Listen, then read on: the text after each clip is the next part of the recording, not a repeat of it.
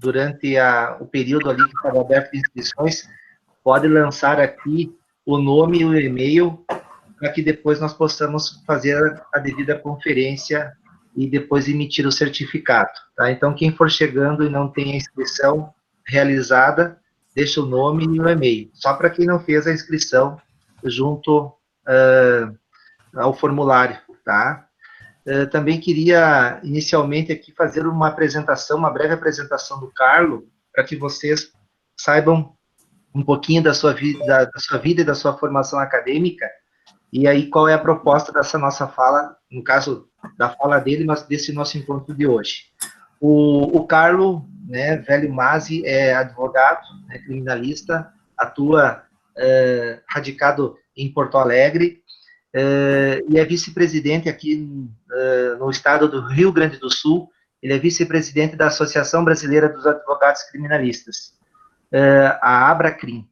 Ele também é coordenador aqui, adjunto do IBCCRIM, aqui no nosso estado, no estado do Rio Grande do Sul, e a formação acadêmica dele conta com mestrado em Ciências Criminais na PUC. Inclusive, o Carlo foi meu colega de mestrado, na turma de 2012, e também o Carlo tem especialização em Direito Penal e Política Criminal pela URGS, e é especialista em Direito Penal e Econômico pela Universidade de Coimbra. E tem também especialização em Ciências Penais pela PUC e Processo Penal pela Unicinos. Tá? Então, aqui fica um breve resumo da sua formação acadêmica, e a proposta do nosso encontro aqui hoje é discutir a respeito do acordo de não persecução penal. É um acordo que veio agora em decorrência da reforma no Código de Processo, decorrente do pacote anticrime, né, da Lei 13.964 de 2019, e até eu coloquei ali, Carlos, um título, depois que eu conversei contigo, eu já tinha lançado, Negociando no Processo Penal. Não sei se caiu bem essa... Pode ser. Vai entrar dentro do contexto, isso, né? Exatamente. Então, assim, ó, a fala do Carlo, nos mesmos modos dos outros encontros, ela tem uma duração em torno de uns 30 minutos, 35, um pouquinho mais, e aí, Carlo, depois, na segunda parte, a gente sempre abre espaço para as perguntas dos nossos alunos, para podermos contextualizar um pouquinho mais contigo a respeito da tua explanação, tá bom? Certo. Então, passo a palavra para ti, não sei se o Bruno queria fazer algum registro, senão já passo a palavra para o Carlo. Só quero agradecer, né, deixar registrado o agradecimento ao professor Carlo pela participação no nosso evento, né, e deixar registrado também que as portas da instituição sempre estão abertas, né, a ti para participação nesse tipo de evento, né, a tua contribuição sempre é muito importante da gente. Também agradeço o Robson e a professora Cláudia, além de todos os presentes aí por estarem sempre apoiando aí os nossos bate-papos virtuais, tá bom? Obrigado, Carlos. Muito obrigado. Então, dando início aqui, eu quero agradecer inicialmente os meus amigos, Robson de Vargas e Bruno Rigon, que são grandes professores. Quero dizer que é felicidade dos alunos de poder tê-los como professores, que são pessoas de alto gabarito e que têm demonstrado ao longo dos anos aí uma pesquisa muito profunda na área das ciências criminais.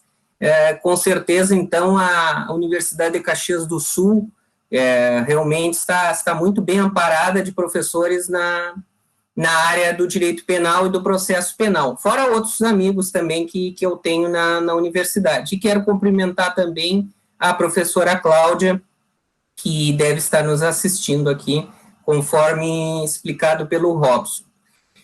O tema que me cabe nessa exposição, saudando então a todos os presentes, vejo que tem muita gente, e meus parabéns, Robson e Bruno, então, pela mobilização de tantas pessoas, que certamente deve se dar mais aos professores do que propriamente ao palestrante aqui, que ninguém deve conhecer, né? Então, mas espero estar à altura de trazer alguns esclarecimentos sobre esse tema. Um tema novo, mas não tão novo.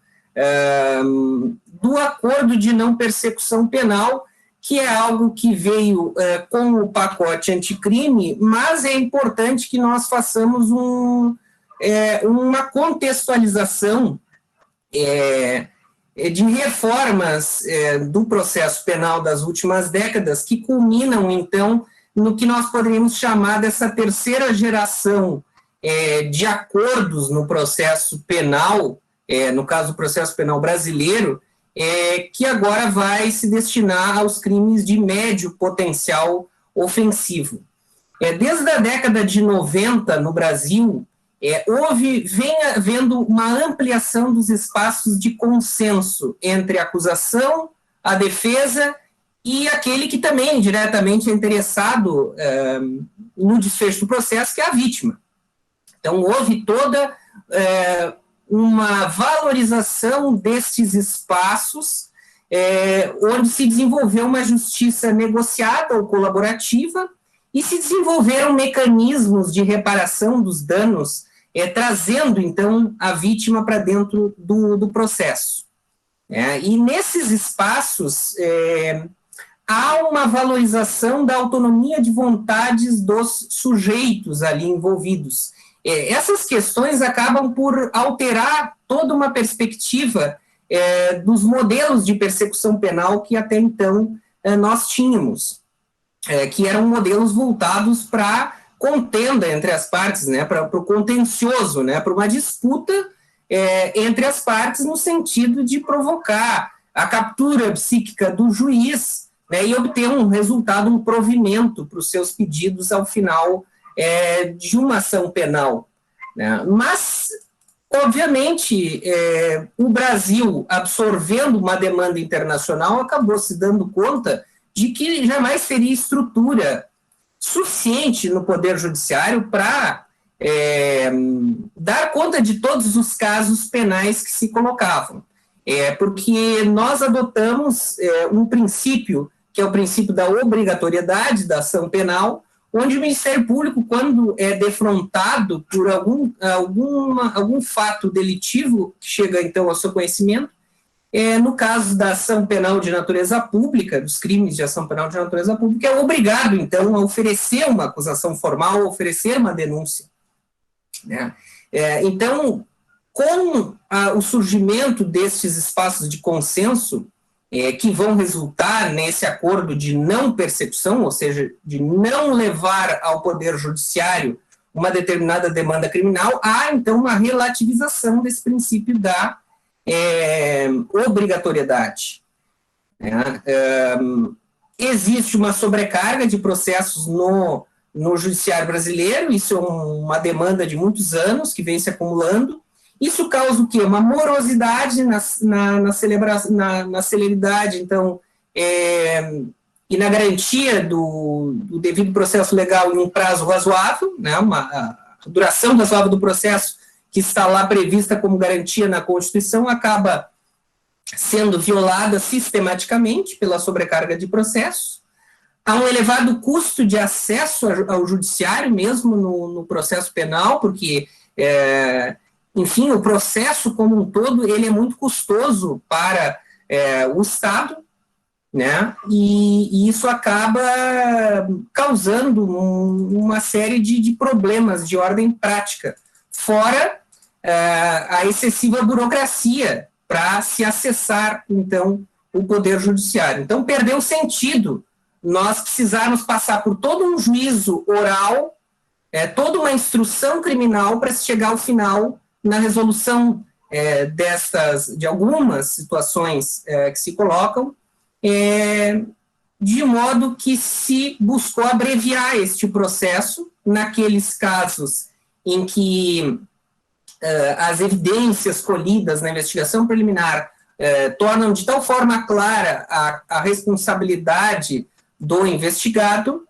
que não há sentido, tanto para ele quanto para para as partes, enfim, no processo, darem andamento a essa disputa no Poder Judiciário. Então se abrevia e se antecipa o eventual cumprimento de uma sanção.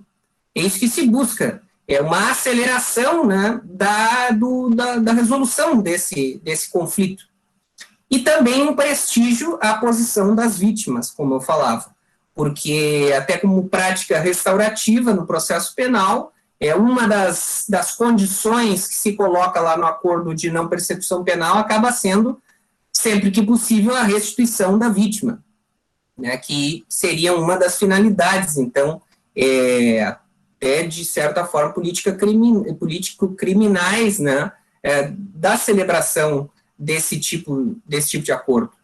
Então, a adoção dos acordos penais, ela vem como uma forma de eficientizar a persecução penal, torná-la mais rápida, né, abreviar e retirar do judiciário a necessidade de um processo, onde, na realidade, nós vamos ver que, com isso, o objetivo seria, em tese, deixar ao arbítrio, né, à apreciação do judiciário as causas mais graves de delitos mais complexos e que demandam efetivamente uma intervenção maior do Estado através da sua última ratio, que é o direito penal. Isso vem num sentido internacional, só para colocar de forma muito breve,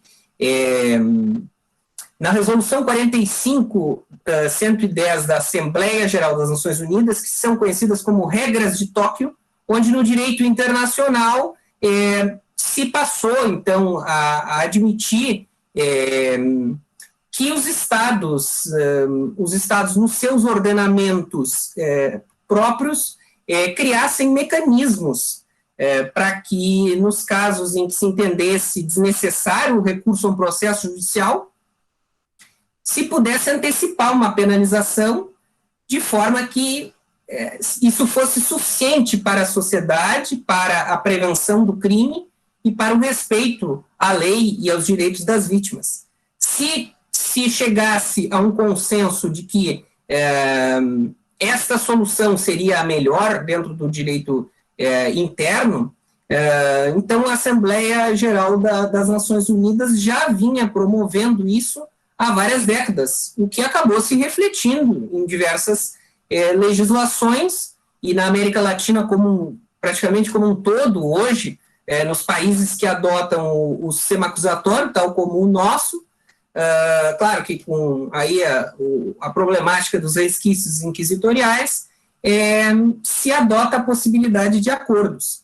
E numa primeira geração, isso depois passa a ganhar uma aceitação por parte das cortes regionais de direitos humanos. A Corte Europeia de Direitos Humanos tem uma primeira decisão reconhecendo a legalidade desses acordos, que eram acordos que surgiram de maneira informal na justiça de determinados países, como na Alemanha, que havia uma prática entre os promotores de se chegar a um acordo para não levar o caso ao judiciário. Então, isso passou a ser reconhecido pelas cortes, foi implementado no direito internacional através das regras de Tóquio e recebeu, então, a partir da década de 90, uma inserção no direito penal, no direito brasileiro, que começou lá numa primeira geração de acordos que surge com a Lei 9.099 de 95, que traz a composição civil dos danos, que é aquela audiência preliminar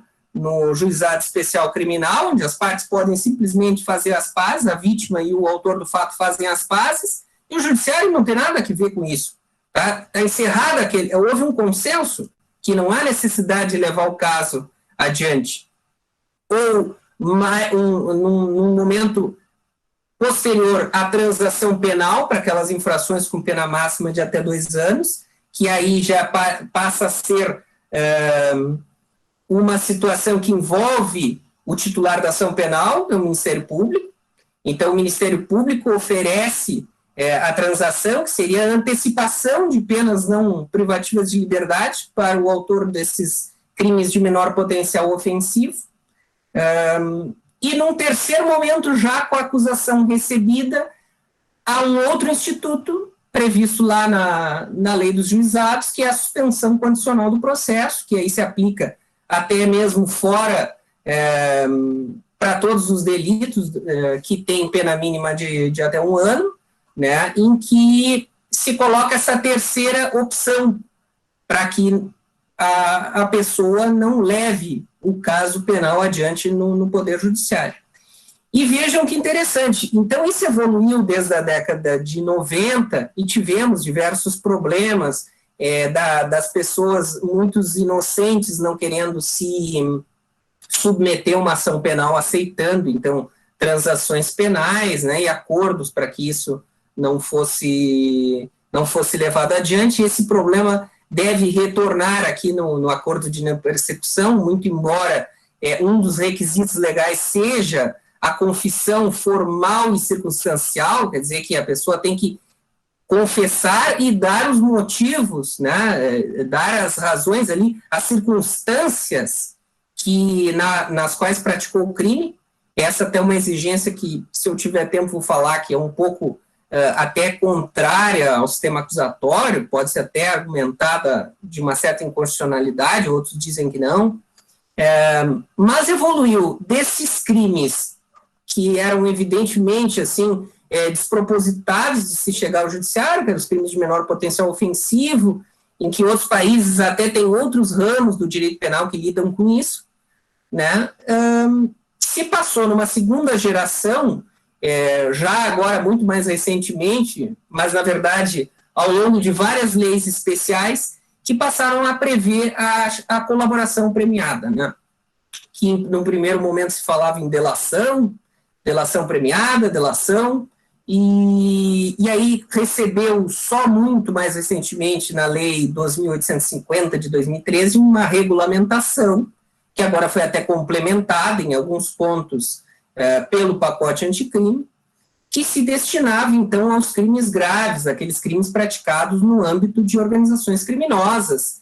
Em diversas leis especiais nós tivemos um primeiro contato com esse instituto, lá na Lei dos Crimes contra o Sistema Financeiro Nacional, na Lei de Proteção a Vítimas e Testemunhas, na Lei de Lavagem de Dinheiro, Lei de Drogas, Lei de Defesa da Concorrência, diversas legislações, até que houve uma regulamentação deste Instituto da Colaboração, na 12.850, Lei das Organizações Criminosas, que aí passou a prever como é o regramento deste meio de obtenção de prova, que, então, é um instituto que retira, né, enfim, abrevia o processo, mas ele tem um outro sentido, que não é propriamente o mesmo da transação penal, né, mas há algumas similitudes dentro desse âmbito do direito penal consensual. Essa foi uma segunda geração de acordos.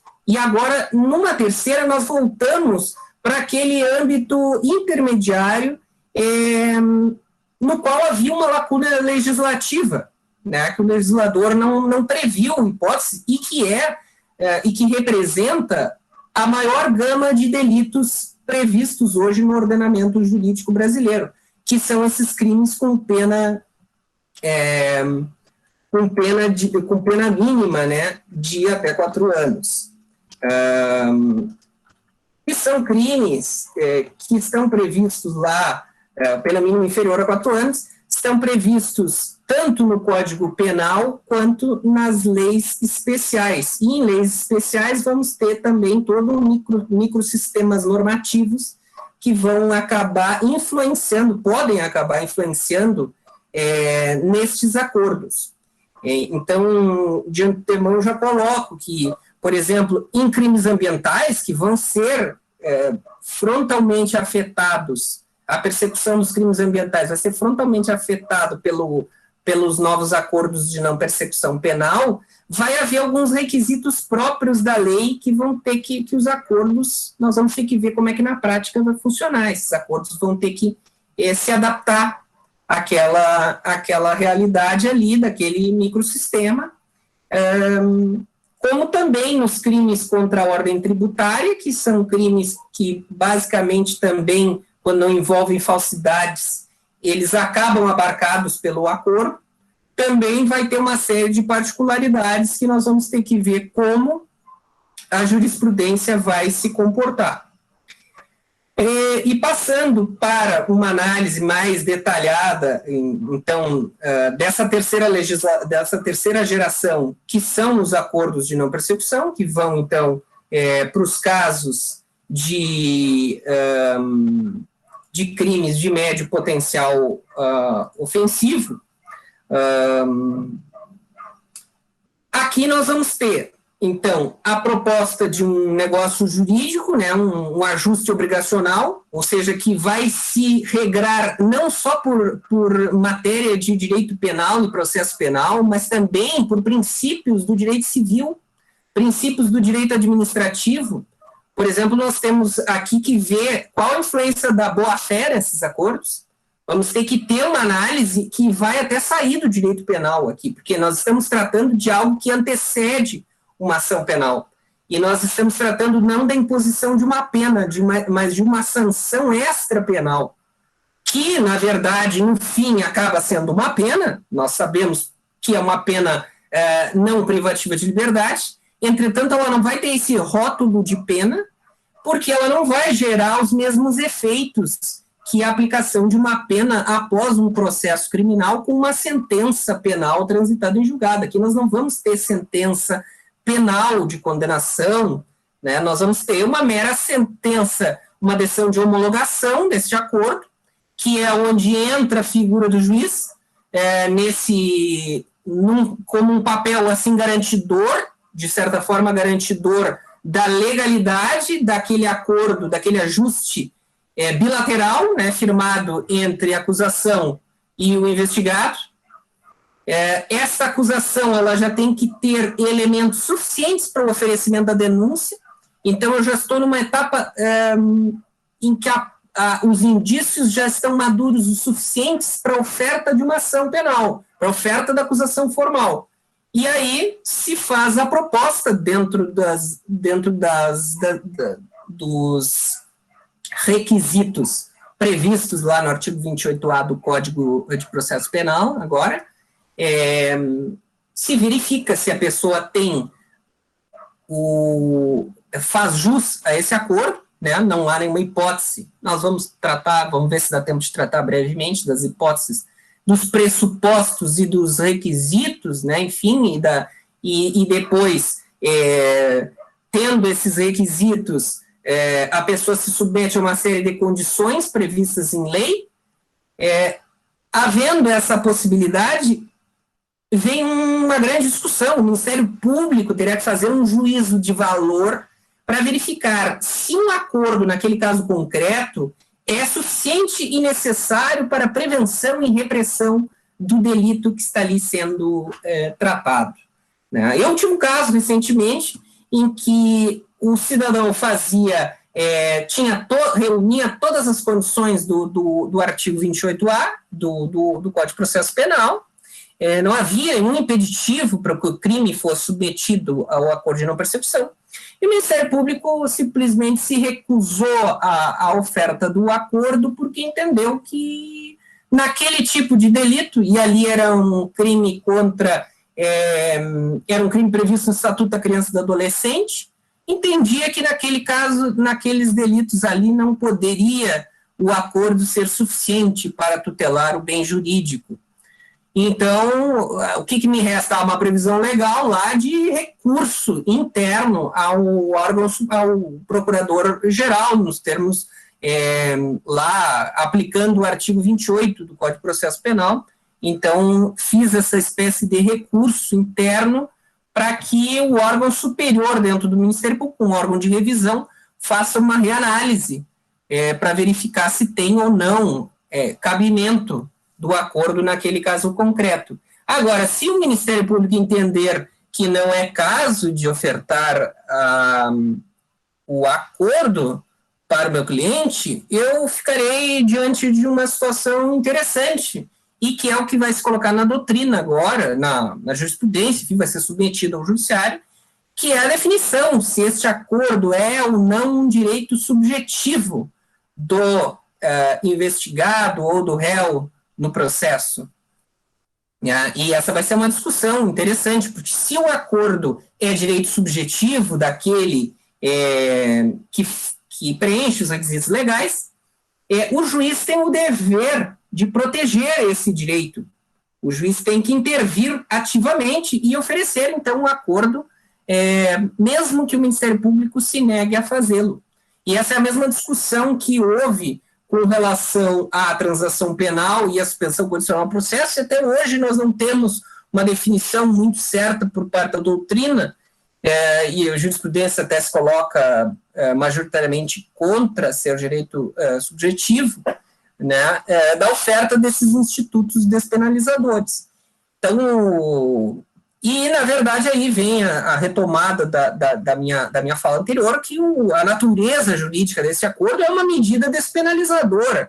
O legislador, quando colocou isso, quando inseriu no nosso Código de Processo Penal, ele teve uma intenção político-criminal de desafogar o judiciário, né? De fato, levar ao conhecimento do juiz apenas as causas mais graves, deixando os casos menos complexos, né, que afetam de maneira menos grave os bens jurídicos que se identificam na sociedade, e outros meios não penais, né, outros meios alternativos, de consenso, de definição. Né? Então, isso acaba representando, assim, uma escolha político-criminal do órgão acusatório. Se atribui um valor bastante elevado à escolha que o Ministério Público vai poder ter em relação a determinados delitos neste acordo de não persecução. Acordo esse que nós formos olhar na previsão legislativa, nós vamos ver que antes ele teve uma previsão no âmbito do Ministério Público, quer dizer, ele não é uma novidade propriamente dita no direito nacional. Lá em 2017, quando o Ministério Público, o Conselho Nacional do Ministério Público editou a Resolução 181, que era uma resolução que materializava aquilo que o Supremo entendeu, de que o Ministério Público poderia, então, investigar os fatos, né, seria como titular da ação penal dentro do âmbito de atribuição do Ministério Público, o Ministério Público teria esse poder investigatório, aí se criou, então, o procedimento investigativo criminal, que é uma espécie de inquérito policial, né, seria o equivalente ao inquérito policial dentro do próprio Ministério Público, que hoje nós temos e funciona muito bem, funciona com uma certa desenvoltura em crimes bastante graves, praticados por organização criminosa, etc., que o Ministério Público resolve, então, investigar privativamente, sem a interferência da polícia. E o problema ali que se colocava nessa resolução era a ausência de intervenção do Poder Judiciário, a ausência de um regramento claro que desse regras assim que respeitassem os direitos e garantias fundamentais do indivíduo. Então, por mais que tenha havido uma alteração dessa resolução, na resolução 183, que previu, então, uma intervenção homologatória por parte do juiz, havia um problema de ordem constitucional, que era o fato de esse tipo de previsão demandar a elaboração de lei formal, e lei que seria competência da União, né, conforme a Constituição Federal. Então, o Ministério Público, através dessas resoluções, havia tentado, de certa forma, burlar o processo legislativo, o que foi alvo, então, de pelo menos 2 ações diretas de inconstitucionalidade que tramitam até hoje no Supremo Tribunal Federal. Mas, nesse paralelo, enquanto, então, foi se desenvolvendo acordos sem previsão legal, desde 2017, no processo penal brasileiro, veio, então, a edição do pacote anticrime, que trouxe essa novidade, né? Passou a prever, então, normatizar o acordo de não persecução que vinha ocorrendo no âmbito do Ministério Público. Inclusive, tem um dado que foram mais de 1.000 acordos que foram realizados dentro dessa perspectiva interna do Ministério Público, e que acabavam não tendo muito bem o resguardo aí do Poder Judiciário. Então, veio o legislador e inseriu o artigo 28A no Código de Processo Penal, onde ali ele prevê como se faz o acordo, em que etapa ele se coloca, que seria, então, nesta etapa pré-processual, né, mas haverá toda uma discussão de direito intertemporal, se este acordo não pode ser proposto a quem já está numa ação penal, né, então, este é um dos problemas que se colocam, né, o artigo 28A coloca o acordo de não persecução penal como uma faculdade do Ministério Público, né, no caso de necessidade, suficiência para reprovação e prevenção do delito, ou seja, ele remete lá ao artigo 59, que fala, que trata da dosimetria da pena, né, que a pena tem essas funções no direito penal brasileiro, função especial e função de prevenção e função retributiva, né? As hipóteses de cabimento do acordo: quando não ocorrer o arquivamento da investigação preliminar, deve haver uma confissão formal e circunstancial da prática do delito. Aí isso se coloca um problema bastante grave também aqui para aqueles que não querem se submeter a um processo, mas também não têm o que confessar. Alguns professores têm dito que o acordo se restringe àqueles que efetivamente são culpados, porque eles estão, com base no acordo, tentando retornar à legalidade, e a confissão aqui seria até uma forma de proteger o próprio investigado, para que ele não pratique, não firme um acordo sem efetivamente ter praticado um delito, e, por outro lado, para que o Ministério Público não abuse, né, do uso desses acordos. A infração penal não pode envolver violência ou grave ameaça, essa é uma condição que o legislador colocou expressamente, e então é aquela condição da pena, que a pena mínima tem que ser inferior a 4 anos, o que coloca, então, uma série de crimes, a maior parte dos crimes patrimoniais, por exemplo, crimes de corrupção, crimes de concussão, falsidades documentais, não há vedação expressa que se aplique em algum crime hediondo, até crimes contra a administração pública, que poderiam entrar aqui. Então, tem todo um âmbito aí de crimes que poderiam ser abrangidos pelo acordo de não persecução. E aí, a lei coloca as condições que o investigado teria que cumprir caso aceite este acordo, que seriam cumulativa ou alternativamente, a lei usa cumulativa e alternativamente, tem esse defeito na redação, e fala na reparação do dano, na restituição da coisa, exceto na impossibilidade de fazer, na renúncia voluntária a bens e direitos, que o Ministério Público indicar como instrumentos, produtos ou proveitos do crime, na prestação de serviço à comunidade ou entidades públicas, né, pelo período da pena mínima diminuída de 1 a 2/3. Então, aqui nós temos praticamente o que seria o regramento da confissão, né, uma atenuante, né, teríamos antecipado isso, a pessoa que não quer se submeter ao processo, né, e já cumpre imediatamente uma pena alternativa, uma pena restritiva de direitos.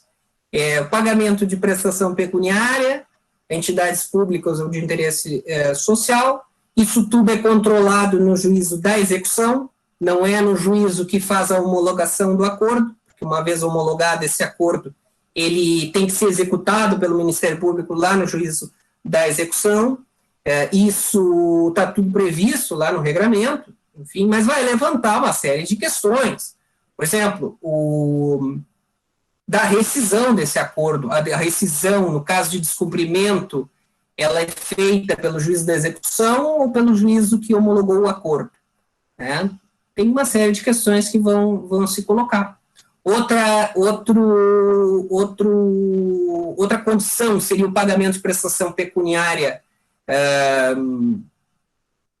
isso eu já falei, né, indicado pelo juiz da execução, e o cumprimento, então, que é uma das outras condições que dá uma margem muito ampla para o Ministério Público, que é o cumprimento de outra condição indicada pelo Ministério Público, desde que proporcional e compatível com a infração penal imputada. Isso aqui dá um leque amplo de que o Ministério Público possa, de alguma forma, abusar do seu direito de propor ali, quase que tornando os acordos contratos de adesão, por assim dizer. E o que teria que ser regulado, então, pelo juiz no momento em que formalizada essa proposta, as partes vão ter uma negociação fora do judiciário, aí até se coloca, os juízes andaram conversando, mas onde é que vão ser essas reuniões? Na sede da promotoria, da procuradoria, dentro do Poder Judiciário, elas não podem envolver o juiz. O juiz não tem sentido, o juiz não participa da negociação. O juiz participa num segundo momento, onde há uma audiência e as partes informam que chegaram a um consenso e apresentam a proposta de acordo com a qual tanto o Ministério Público quanto a defesa estão enfim, acordados ali, né, estão de acordo que aqueles são os termos que devem ser cumpridos, e o juiz, então, vai analisar a proporcionalidade das cláusulas colocadas ali no acordo. E daí tem dois problemas que isso coloca, né? Isso é numa audiência, onde ele vai ver se efetivamente o investigado assim o agiu de forma livre, né? Vai aferir a voluntariedade, a liberdade do investigado de pactuar com o Ministério Público, né, verificar se ele não está sendo coagido, constrangido a isso, né, e aí vem a presença da defesa como algo muito importante para a validação do acordo e para a orientação do investigado sobre até que ponto ele pode ir, precisa ir, e quais os limites deste acordo. Então, se dá uma liberdade bastante ampla para as partes para definirem os limites desse acordo. Isso aí, até propriamente, um dos problemas que se põe se essa confissão poderá ser utilizada fora do âmbito do próprio acordo. Caso de rescisão do ANPP, o que é feita com essa confissão? Não existe uma previsão legal específica de que ela seja descartada. Então, como há na colaboração premiada. Então, eventualmente, há quem sustente, já há alguns doutrinadores sustentando que a pessoa, quando firmou o acordo, ela tem ciência de que a confissão, posteriormente, poderá ser utilizada como elemento, como indício, enfim, né, dentro do artigo 155 do Código de Processo Penal, eventualmente como um elemento para a formação de convicção do juiz mais adiante num processo penal. Inclusive, o descumprimento ele pode ser utilizado pelo Ministério Público para fins de não propor a suspensão condicional do processo, né, por parte para aquele investigado que descumpriu um acordo anterior. O registro desse acordo ele fica por 5 anos, que a pessoa não poderá, dentro desse período, tal como na transação penal, né, celebrar outro acordo de não persecução dentro desse interregno. Mas voltando ali na questão do juiz, eu estou indo e voltando, que tem muita coisa, Robson, então eu estou falando, não sei se eu estou falando de forma muito rápida, mas nós já estamos com 35 minutos, e eu gostaria de expor o máximo possível dos problemas. Perfeito, não, tranquilo. Vou falar mais um pouco, e aí abrir para perguntas. porque certamente deve ter bastante coisa, e se não se colocarem perguntas, a gente fala mais um pouco também. Então, voltando para aquela situação ali do juiz, outra situação bem problemática, né, porque o juiz ele pode tanto entender que o acordo exorbitou o poder do Ministério Público, o acordo está desproporcional contra o investigado, como ele pode entender que o acordo é insuficiente para a prevenção e repressão do delito. Vejam como o juiz tem um poder ali de intervenção bastante ativo nesse acordo, o que, de certa forma, vai contra a alteração que nós tivemos lá no CPP de introdução formal, né, do viés acusatório no sistema processual penal brasileiro, onde o próprio Código hoje prevê que está vedada a iniciativa do juiz, né, está vedada a iniciativa, a substituição das partes pelo juiz. Né. Esse artigo 3º-A, para os estudantes de direito que hoje nos assistem, foi a mudança mais importante dos últimos anos do processo penal brasileiro. Então, o pacote anticrime, embora ele venha todo naquela linha de eficientização do processo, etc., ele trouxe uma previsão extraordinária no sentido de conformar o nosso processo penal a todo um movimento internacional na América Latina de adesão ao sistema acusatório, onde o próprio artigo define que fica vedada a iniciativa do juiz na fase de investigação e a substituição da atuação probatória do órgão de acusação. Então, quer dizer que o juiz não pode investigar e acusar, ele não pode sair da equidistância que ele deve ter das partes no processo penal e assumir um papel que não é seu. No sistema acusatório, só brevemente falando, as partes têm funções muito bem definidas. O Ministério Público tem o dever de acusar, investigar, e nesse sentido é que também poderia ter essa prerrogativa de não acusar quando não é do seu interesse, porque ele passa a ter essa questão da política criminal nas suas mãos, também não fica só a cargo do legislador, e o juiz perde poder, isso que é uma situação, o juiz perde poder dentro desse sistema. O Ministério Público ganha esse poder da acusação e da investigação. A defesa só cumpre defender, ela não tem nenhuma outra função, ela não precisa formular uma prova ativa, embora ela tenha também chances, né, dentro do processo, que ela pode aproveitar ou não. E o juiz só tem a função de julgar de maneira imparcial e dentro de um devido processo legal, e também dentro de uma perspectiva de paridade de armas. Então, esse artigo 3º-A, ele coloca muito bem essas questões do sistema acusatório que se confrontam com um sistema inquisitivo, onde o juiz assumia um papel ativo, né, na busca pela prova, porque a busca era toda... A finalidade do processo seria a busca de uma verdade ao final dele, né? Nós teríamos que atingir uma verdade, quando na realidade nós sabemos que essa verdade é inatingível dentro dessa perspectiva de processo adversarial, né? De um devido processo legal, onde o que importa é o que se conseguiu provar ou não dentro do processo, e não a verdade no mundo dos fatos. Aí, com certeza, o Bruno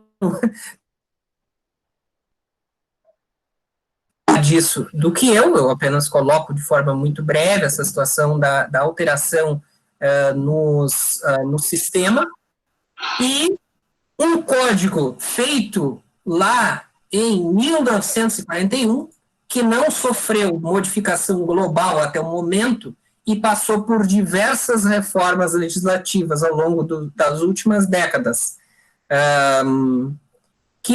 que se formou, então, uma verdadeira colcha de retalhos, e é evidente que ele guarda resquícios, ou na linguagem, nas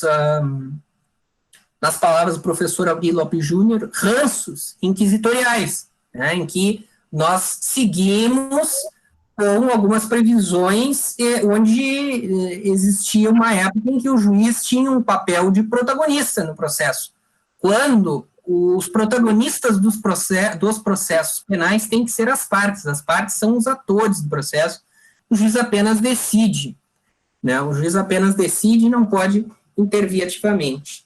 Então, é dentro dessa linha, basicamente, que se situa o acordo de não persecução penal. E, evidentemente, tem uma série de situações específicas que a legislação vai levantar, embora a lei, o pacote anticrime, tenha trazido uma previsão bem complexa, né, uma previsão bem detalhada sobre como vai se regrar esse acordo. Na realidade, existem ainda diversas lacunas, tal como ocorreu lá na colaboração premiada, que serão sanadas tanto pela prática forense quanto pela apreciação do Poder Judiciário. E aí nós, operadores do direito, vamos ter que trabalhar ativamente para formar os precedentes que vão acabar conformando esse novo instituto despenalizador do acordo de não persecução penal com a perspectiva constitucional e ao fim e ao cabo, né, tanto aos tratados internacionais de direitos humanos, que o Brasil é signatário, quanto aos próprios limites constitucionais que deverão, então, regrar esse acordo de não persecução. A primeira fala é isso aí, Robson. Muito obrigado pelo convite, estou aberto às dúvidas. Obrigado. Carlos, 3 minutos. Perfeito. Eu quero mais uma vez agradecer aqui a tua objetividade, a clareza com que você trouxe. Na verdade, é algo novo e, como você bem salientou, a partir de agora, competirá, então, aos operadores, aos tribunais, de algum modo, modular os efeitos desses acordos para que possamos entender, né, o seu limite, o seu alcance e a formatação com que os mesmos deverão ser realizados.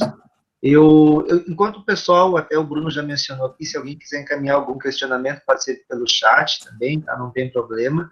Enquanto isso, Carlos, só para fazer uma observação aqui, aproveitando essa tua disponibilidade, durante a tua fala, uma das questões que me ocorreu é em relação a como se dará a importância do papel do advogado durante a investigação do fato, né? Porque, veja que a investigação ela vai ser, de algum modo, muito importante na reunião de elementos acerca da materialidade do fato e apontando, né, diríamos assim, com exatidão, com prova substancial, a autoria.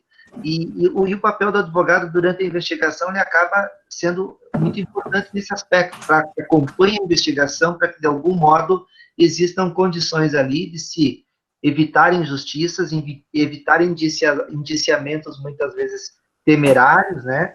E acaba, de algum modo, então, chamando a atenção para a importância desse profissional durante o procedimento.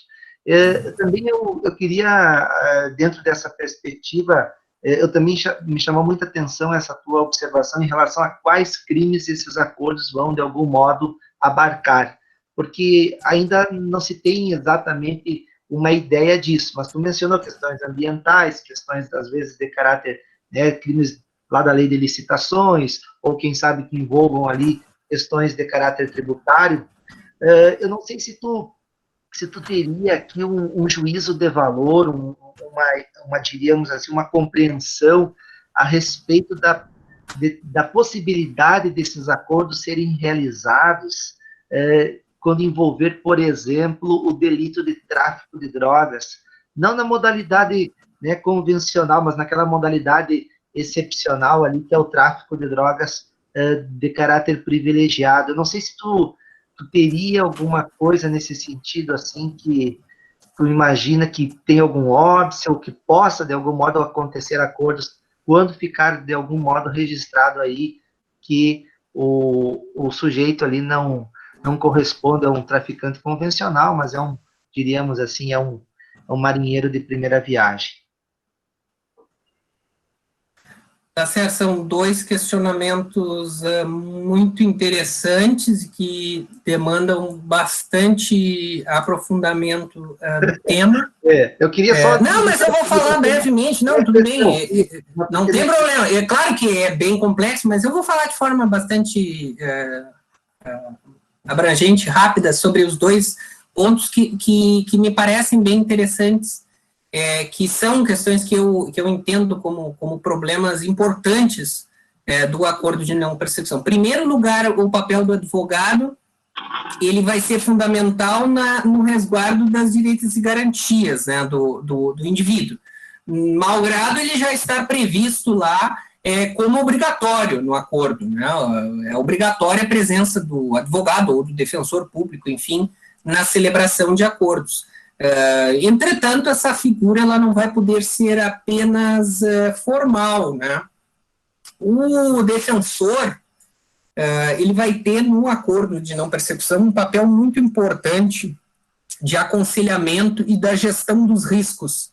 Ele vai ter que explicar para o investigado, para o candidato ao acordo, que vantagens ele poderia ter, né, firmando esse pacto, né, e podem ter muitas vantagens que pode ocorrer, e eu tenho vários clientes que, confrontados com essa questão da possibilidade do acordo, querem fazer o acordo, não tenha dúvida, porque ele não vai, isso não representa reincidência para ele, né, isso é uma abreviação de um processo que pode ser muito longo e custoso.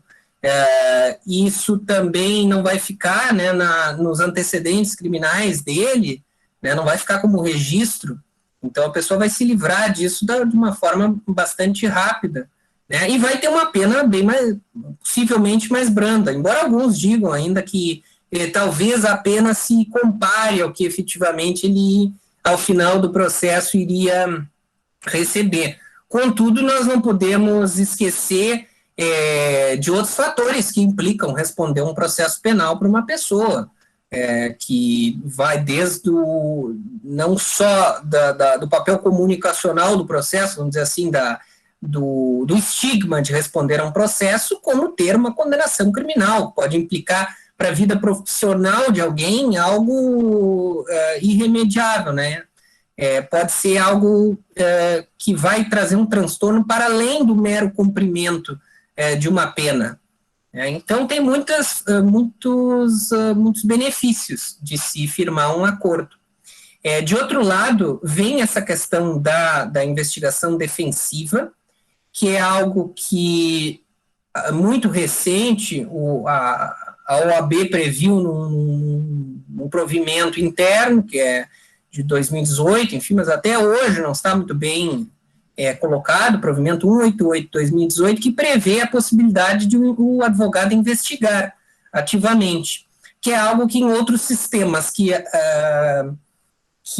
adotam acordos, como no sistema norte-americano, já está muito disseminado, né? A defesa tem ampla margem para fazer investigações com caráter oficial e com poder de requisição de provas, que é o que hoje nós não temos. Hoje nós estamos basicamente dependentes da autoridade policial entender que aqueles nossos requerimentos são pertinentes à investigação do caso, ou, em algum caso, se fazer o pedido ao Poder Judiciário, o Judiciário vai determinar se aquilo ali é pertinente ou não, e nós não vamos ter muita margem para a investigação, né? Então, a questão da investigação defensiva, que é algo que vem em evolução, e há muitos estudos sobre isso, vai ser fundamental para que esses acordos se deem num cenário de paridade de armas.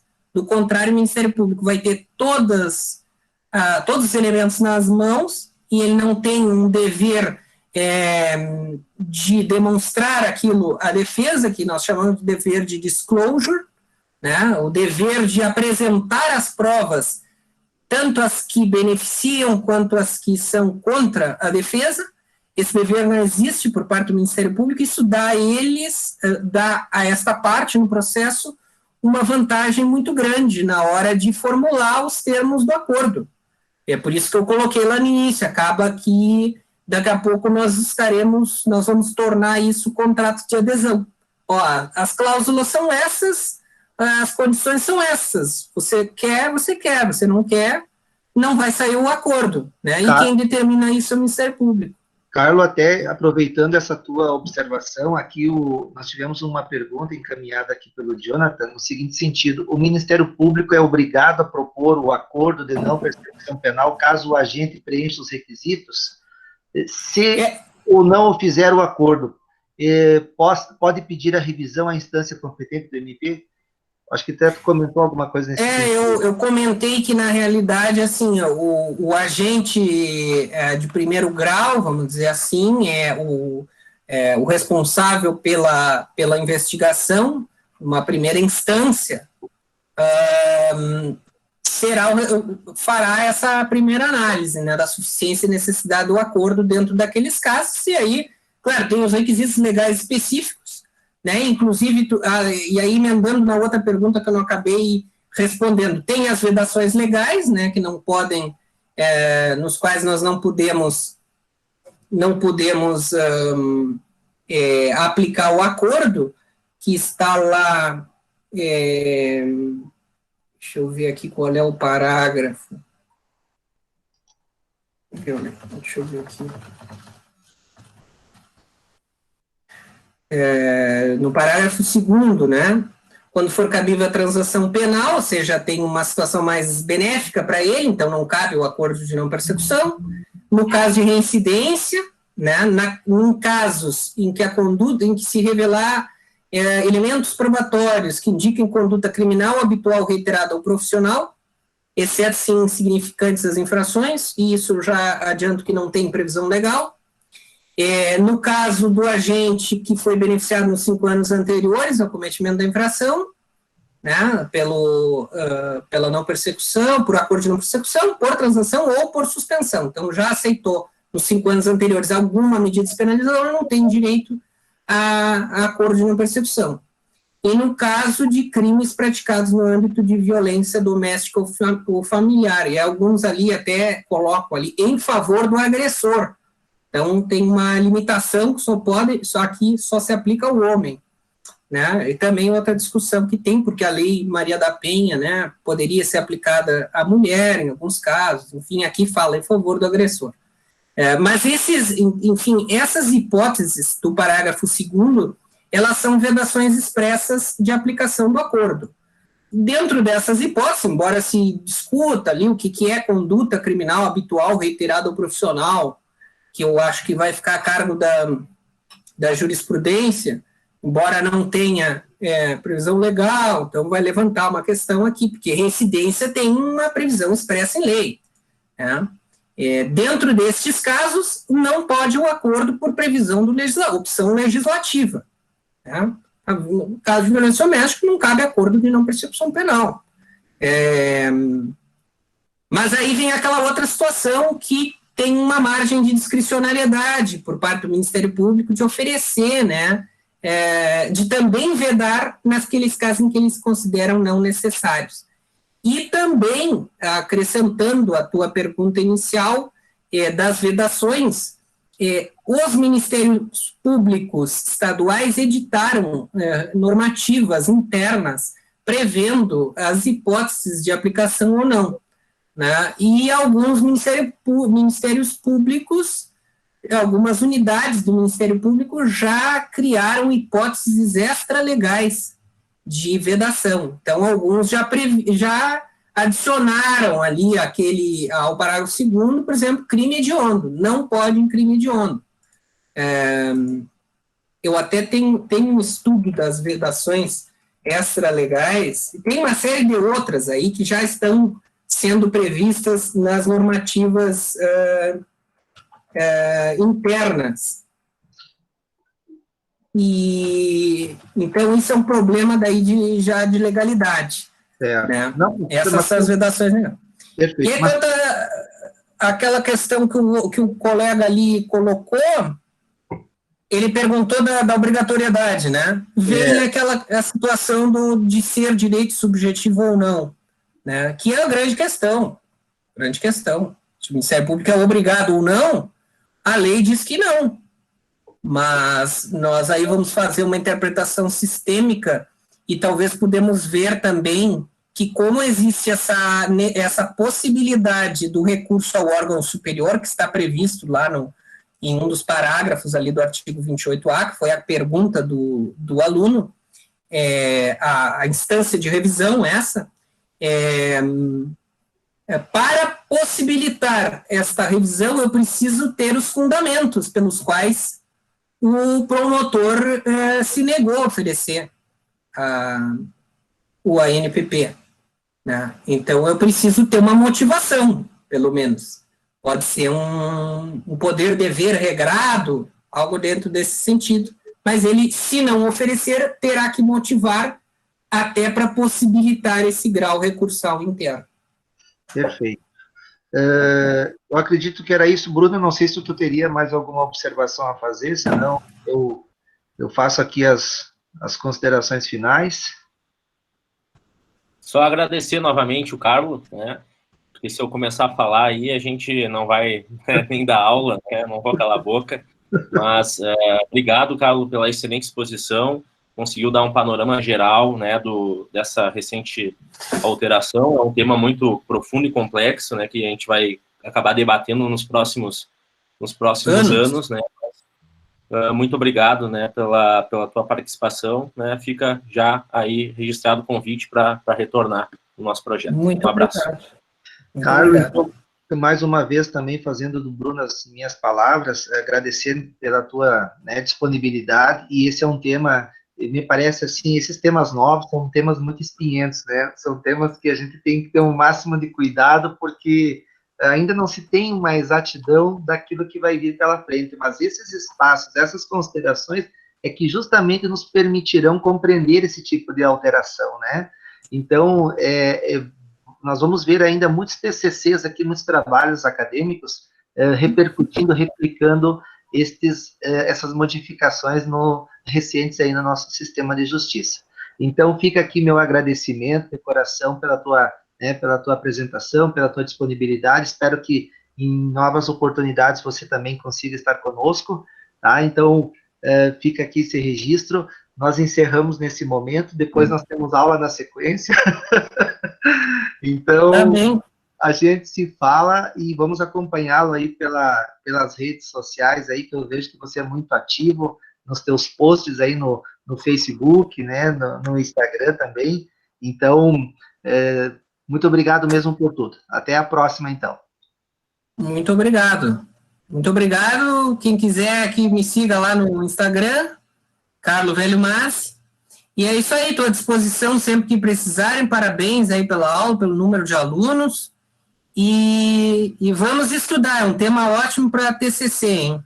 É isso aí. Aproveitem. Valeu. Obrigado, Carlos. Valeu, então. Obrigado. Tchau, tchau.